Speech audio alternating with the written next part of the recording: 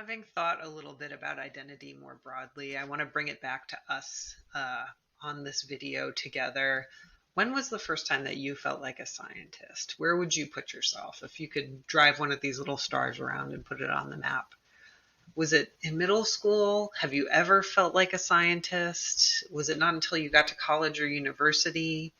Um, did it happen in a school setting, in a formal education setting, or was this something that was in an informal experience, maybe at your kitchen table or outside in the world? When was a time that you felt like a scientist? And then maybe take it a step further and reflect on, when have your students felt like scientists? When have you noticed that they're behaving like scientists? And is that something they would recognize themselves? One of the theoretical frameworks that we're going to talk about in this class is communities of practice. And you've already had some exposure to that by either watching Jean Lave's video or reading her article about it.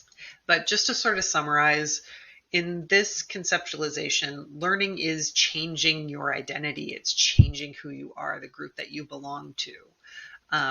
I think that thinking about this works best for me if I think about hobbies that I've taken up or groups that I've joined.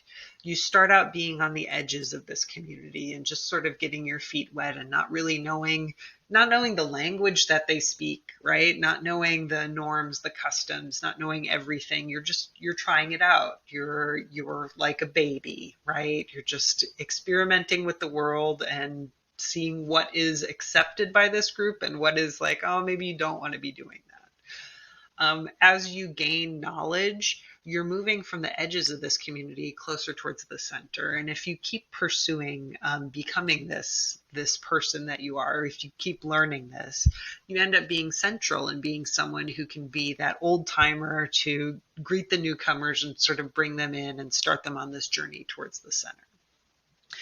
This course, we are a community of practice. You're starting out maybe on the edges of your OER journey. Maybe you're already more towards the center. But throughout this process of working together in this space, and by space, I mean a digital space, you are going to be joining this community, gaining some expertise, and being able to help others on the way. Our classrooms are also communities of practice. One of the critiques that communities of practice allows us to make is that sometimes in our classrooms, we're asking students not to be good scientists. We're asking them to be good science students. And there are some differences between what it means to be a good scientist and a good science student.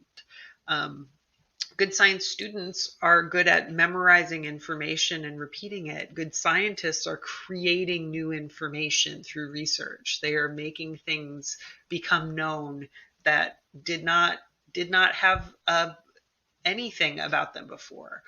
So there's some overlap there, absolutely. Both of those, good science students and good scientists, ask good questions. They both take into account existing knowledge and sort of build from that. They both have to do hard work, right? I always had kids in my classes who were brilliant at coming up with ideas and were excited about doing labs, but were not excited about the paperwork associated with them and like writing their stuff down and being thorough and detailed. That's something I want from a science student, and that's something that's also expected of a good scientist. So thinking about some of those overlaps and where we could maybe push the boundaries. And I would argue that that's probably the case in most disciplines. So with math, with English, right? You can be a reader in an English classroom and get by, whereas a good English person would be maybe a writer or something like that. I don't know, not my bailiwick. So thinking towards Module 2, just watch the first half of the video. I think that's pretty clear in the syllabus and on Google Classroom, but just make sure you're watching the first half and we'll watch the second half for part of Module 3. There's a lot of videos and readings. You've got a quiz on OER and Creative Commons. The videos that I'm going to make to take up our space that would normally be a synchronous meeting are going to be some tutorials, and I think I'll give you some options on there where you don't have to watch all of them. You just choose ones that you think would be helpful. Don't forget to add to your written piece